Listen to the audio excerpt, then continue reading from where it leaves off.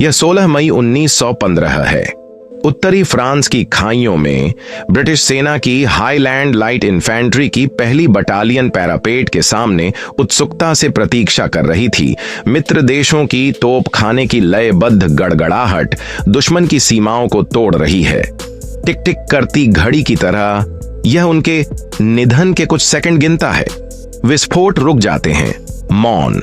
एक सीटी बजाई जाती है। हर आदमी को अपने पेट में डर महसूस होता है, लेकिन वे खड़े हो जाते हैं और आगे बढ़ जाते हैं। कोई भी इसे आधा भी नहीं कर पाता। ब्रिटिश कमांडिंग ऑफिसर कैप्टन हाइडगेट्स फंसे हुए लोगों की मदद के लिए 20 सैनिकों के एक समूह को आपूर्ति के साथ नो मैन्स लैंड पर हमला करने का आदेश देता है। एक बार फिर स्मिथ और उनके सिख देख रहे हैं कि कैसे लोग बहादुरी से खुद को खतरे में डाल रहे हैं। उन्हें सफल होने की कामना, लेकिन फिर कोई भी इसे पार नहीं कर पाता।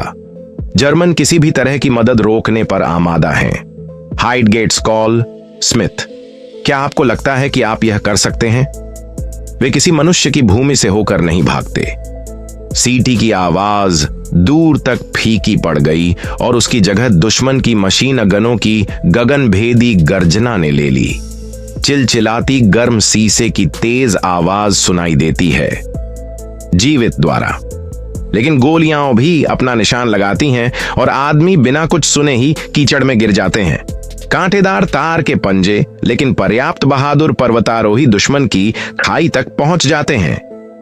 लड़ाई क्रूर है।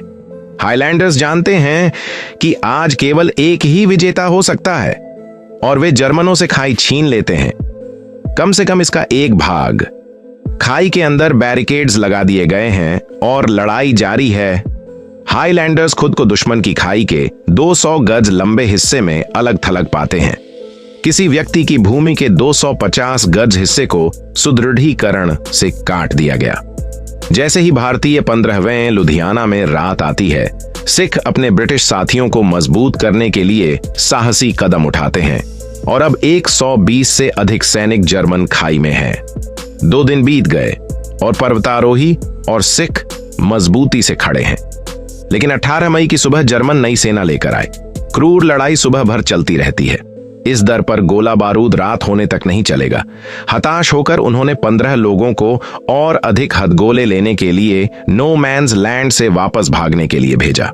नो मैन्स लैंड के पार वापस ब्रिटिश खाइयों से 15वें लुधियाना सिख के बमबारी अधिकारी लेफ्टिनेंट जॉन जैकी स्मिथ देख रहे हैं। जैसे ही वे 15 आदमी स्मिथ और उसके सिखों की ओर बढ़ते हैं, प्रोत्साहन की जय जयकार की जाती है। जैसे वीर आत्माएं खुले मैदान में उतरती हैं जब जर्मनों द्वारा हर किसी को काट दिया जाता है, तो जयकारे से गंभीर शांति का मार्ग प्रशस्त होता है। स्मिथ ने साफ मना कर दिया, नहीं, मैंने अभी 2 समूहों को प्रयास करते देखा है और वे सभी मारे गए। मुझे समझ नहीं आता कि हमें बेहतर क्यों होना चाहिए। गेट्स के लिए बस इतना ही। अगर उसका सबसे अच्छा आदमी मना कर दे तो कोई भी नहीं जाएगा। वह कमांड को स्थिति की रिपोर्ट देता है, लेकिन गेट्स के बारे में अनिश्चित शब्दों में बताया गया है। प्रगति हर कीमत पर होनी चाहिए और आदमी भेजो, यह आदेश है। कमांडर फोन पटकने से पहले चिल्लाता है। भारी मन से गेट्स ने स्मिथ को फिर से फोन किया। जब वह युवा अधिकारी से कहता है कि उसे क्रॉसिंग करनी होगी तो वह लगभग रोने लगता है। यह निश्चित मृत्यु है। आदेश के 60 स्मिथ ने पूरी 4थी कंपनी को इकट्ठा किया, जिसमें 115 से अधिक लोग थे, और उनसे पूछता है कि क्या कोई इस बेहद खतरनाक मिशन के लिए स्वयं सेवक बनना उचित समझ सकता है। पुरुष एक दूसरे को देखते हैं। वे जानते हैं कि उनसे क्या पूछा जा रहा है, लेकिन हर एक आदमी आगे बढ़ता है। स्मिथ उन सभी को गंभीरता से देखता है। वह बाद में कहेगा, मेरे जीवन का सबसे गौरवपूर्ण क्षण वह था जब हर आदमी ने कहा कि वह जाना चाहता है। वह जल्दबाजी में 10 स्वयं सेवकों का चयन करता है। 11 लोग 48 ग्रेनेड के 2 टोकरे के साथ सामने की खाई की ओर बढ़ते हैं, और इसीलिए दोपहर 3 बजे 11 आदमी पैरापेट पर कूद पड़े। वे एक खंडहर खोजी खाई में गिर जाते हैं, जो 1 दर्जन या उससे अधिक गज की दूरी पर किसी आदमी की भूमि तक नहीं पहुंचती है। यह बर्बाद हो गया है। दिन और रात की तोपखाने की बमबारी ने इसे जमीन पर 3 फीट से कुछ अधिक गहरी नाली में बदल दिया है, लेकिन यह उनके लिए सर के ऊपर से उड़ने वाली गोलियों और गोले के टुकड़ों से सुरक्षित होकर रेंगने के लिए पर्याप्त है। लेकिन यह सिलसिला जल्दी ही खत्म हो जाता है।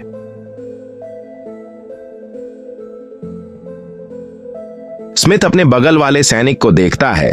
दोनों आने वाले समय के लिए खुद को मजबूत कर रहे हैं। वे रस्सियों पर अपनी पकड़ मजबूत करते हैं और चले जाते हैं। वे लड़ाई में फंस जाते हैं और एक गड्ढे में गिर जाते हैं। दोनों व्यक्ति एक दूसरे को आश्चर्य से देखते हैं। वे अविश्वास से अपने आप को जांचते हैं। उन्हें एक भी गोली या छर्रा नहीं लगा था। वे उसमें से हिलते हैं और दूसरे लोगों को बुलाने से पहले अपने टोकरे को बाकी जगह तक खींच लेते हैं। एक एक करके वे छलांग लगाते हैं, तोप खाने के हमलों से हवा में फैली गंदगी और कीचड़ के विशाल ढेर का फायदा उठाते हुए। आखिरकार 11 में से हर एक छलांग लगाता है और वे सभी यहां तक बिना किसी नुकसान के पहुंच जाते हैं। गज नीचे चल देना। और इसलिए वे एक आश्रय से दूसरे आवरण की ओर छलांग लगाते हुए आगे बढ़ते रहते हैं। स्मिथ की नजर एक जलधारा पर है जो किसी आदमी की जमीन के बीच से होकर नहीं गुजरती है। यदि वे उस तक पहुंच सकते हैं तो इसके ऊंचे किनारे उनके रक्षक होंगे। स्मिथ पीछे मुड़कर देखता है। धैर्यपूर्वक अपने आदमियों की प्रतीक्षा कर रहा है। 2 सिपाही उसकी ओर कूदने की तैयारी करते हैं। 1, 2, 3, जाना।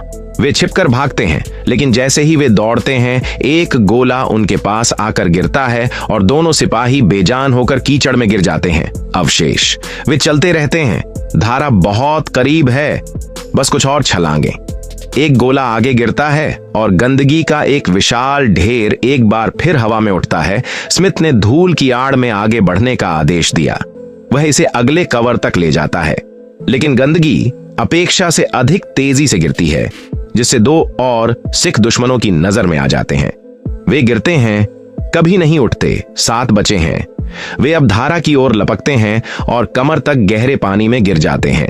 वे सुरक्षा के लिए नदी तट को गले लगाते हुए आगे बढ़ते रहते हैं, लेकिन सीधे आगे वे खाई का एक भाग देख सकते हैं और मुंडेर से एक फ्लैश चमक रहा है। गोलियों की बौछार ने आदमियों को चीर डाला।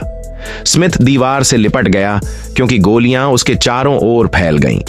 यह शुरू होते ही अचानक रुक जाता है और स्मिथ अपने हमवतन लोगों को देखने के लिए मुड़ता है। लाल सिंह नाम का एक हैरान लेकिन अछूता सिपाही 3 सिखों के शवों से घिरा हुआ उसे घूर रहा है। 2 और लोग दीवार के सामने लेटे हैं। दोनों का बहुत खून बह रहा है।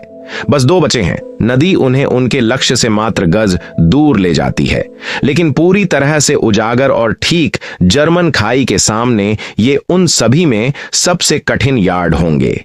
स्मिथ एक नजर डालता है। वह अपने हमवतन को खाई में देख सकता है। उनका ध्यान दूसरी तरफ दुश्मन की खाई पर है। वह उन पर चिल्लाता है। उनमें ट्रेंच कमांडर मौजूद है और स्मिथ उसे गोली चलाने का निर्देश देता है। प्रत्येक राइफल के साथ उनकी संख्या 10 होती है। उलटी गिनती सुनते ही स्मिथ और लाल सिंह हाथ में टोकरा लेकर अंतिम छलांग के लिए तैयार हो गए। 3, 2, 1। आग। खाई में मौजूद लोगों ने जर्मनों के खिलाफ अपनी सारी बंदूकें खोल दी और बचे हुए 2 लोग छिपकर भागते हैं।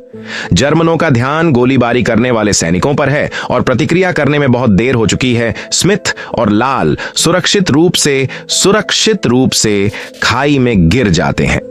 गोलीबारी रुक जाती है और लोग जयकार करते हुए उन दोनों को हीरो बताते हुए उनकी जय जयकार करते हैं। 48 ग्रेनेड तुरंत काम पर लगा दिए जाते हैं। किसी भी संभावित हमलावर को रोकने के लिए लोगों ने उन्हें बैरिकेड्स के ऊपर फेंक दिया। जब पुनः आपूर्ति प्रदान की गई तो हथगोले घिरे हुए लोगों को रात होने के लिए पर्याप्त थे। रात होने की आड़ में स्मिथ वापस अपनी खाई में पहुंच गया। वहां छत पर उसका अर्दली ईशर सिंह उसका इंतजार कर रहा था। स्मिथ की मृत्यु की सूचना बहुत पहले दी जाने के बावजूद ईशर बैठा रहा और धैर्यपूर्वक प्रतीक्षा करता रहा। इस बात को लेकर आश्वस्त थे कि उनका कमांडिंग ऑफिसर वापस आएगा। खड़े होना। ईशर ने सलामी दी और जोर से और गर्व से सिख युद्ध घोष गाया। लेफ्टिनेंट जॉन स्मिथ को उस दिन उनके कार्यों के लिए विक्टोरिया क्रॉस से सम्मानित किया जाएगा। घटनाक्रम के बारे में बात करते हुए उन्होंने कहा, जिस चीज ने मुझे आगे बढ़ने के लिए प्रेरित किया वह मेरे लोगों का साहस था। मैंने उन्हें नेतृत्व दिया और उन्होंने मुझे समर्थन दिया। मैं चाहकर भी वापस जाने की हिम्मत नहीं कर पाता जब वे मेरी एड़ियों पर कदम रख रहे होते। 26 अप्रैल 1983 को 19 वर्ष की आयु में मैरीलेबोन, लंदन में उनके घर में उनका शांतिपूर्वक निधन हो गया। यदि आपने अभी तक नहीं किया है तो कृपया चैनल को सब्सक्राइब करें और कृपया हमारे और वीडियो देखें।